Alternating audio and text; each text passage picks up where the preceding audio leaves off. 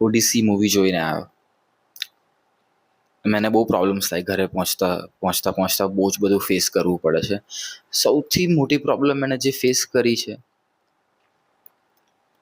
એ problem જેવી જ નથી દેખાતી, કેમ કે બહુ બ્યુટિફુલ હતી, બહુ જ કમ્ફર્ટ આપતી હતી, બહુ જ રિલેક્સ ફીલ કરાવતી હતી. ખાવાનું હતું, પાણી હતું, કંપની હતી, કેલિપ્સો.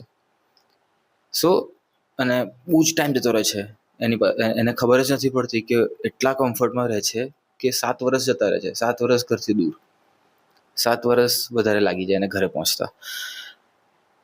સો એનાથી મને એક ઇન્સાઇટ આવી કે આપણે પણ એવું જ કરીએ છીએ, થોડા વર્ષો મહેનત કરીએ અને એક લેવલ પર પહોંચીએ અને પછી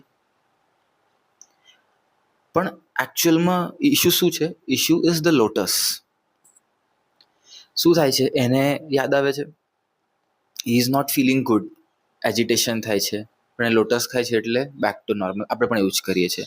આપણે જે કોઈ પણ લેવલ પર હોઈએ, આપણે કમ્ફર્ટેબલ ફીલ કરતા હોઈએ છીએ, એ આપણને કરડે છે. આપણે શું કરીએ છીએ? Netflix, reels, alcohol.